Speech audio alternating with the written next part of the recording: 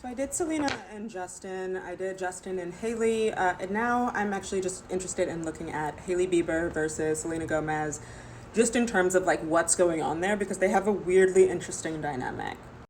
Like Hailey subs Selena, Selena subs Hailey, like stuff is going on. And so I just kind of wanted to look at it from an astrological perspective. So when you analyze their charts, you actually realize that this isn't about like petty shade as much as it is about a karmic triangle, with each of them holding one side of an identity that Justin projects onto women that he loves. So it's more about like legacy, replacement, haunting, and it's not less about like kind of petty games.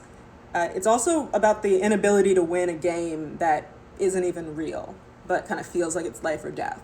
So from Hailey's perspective, this is somebody who she loves, somebody who she cherishes, somebody who she fought for, and she is constantly trying to prove that she deserves to be there and that she's won, but she never feels like she has.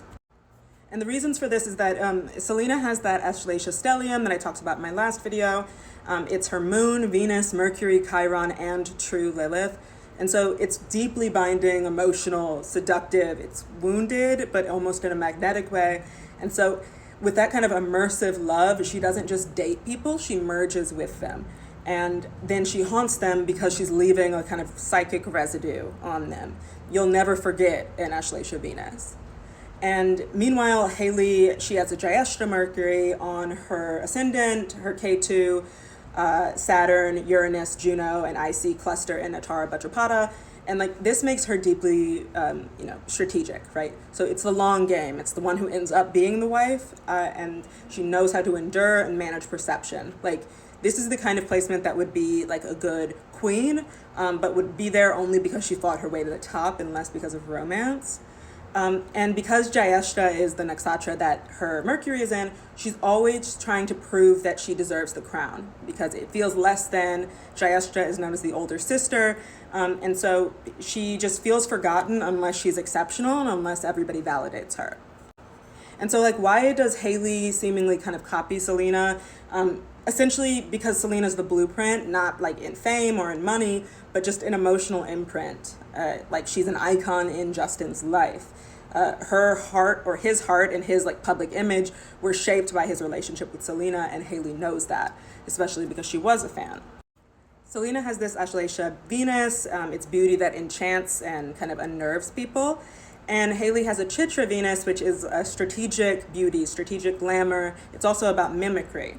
And so what ends up happening naturally is that Hailey ends up copying Selena, not because she really is like obsessed with her personally, but because she's trying to overwrite her.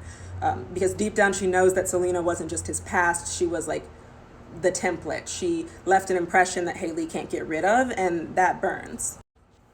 And Selena still responds because her moon conjunct Mercury, conjunct Chiron, it can't help but feel every single like psychic disturbance as personal. And so it's not like she's responding out of pettiness, it's responding because she feels when she's being talked about, she knows the public is comparing them. She sees her own image in Hailey's public persona. And so it's like feeling like you're a ghost while you're alive, like somebody else is trying on your skin while you're in the room. And so like, why the hell does Hailey care? Like if she won, right? She has the man, she got him, she married him, she has the baby. And really she cares because she didn't win the real prize. Right? Like she married the man, but he's still locked in this like emotional entanglement with Selena.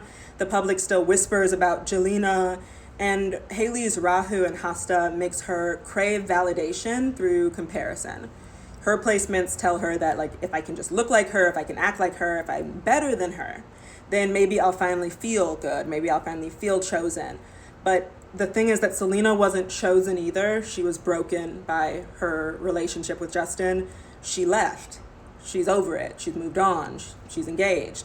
And so now what's happening is both women are stuck in this loop that started with Justin's indecision, and now it's just like a public performance. It's like they're almost acting this out even though they might not actually be invested in each other personally. It's like Hailey married him, she married Justin, but she never got to become the one true love that he had, right? He never stopped loving the woman that left.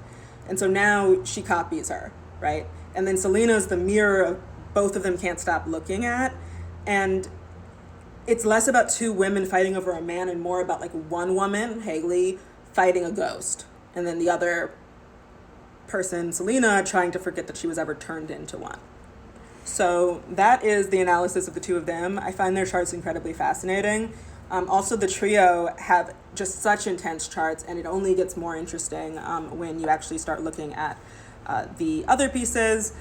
We can start looking at even Selena and then like her relationship that she had with Benny Blanco. So, I mean, you can get really deep into it.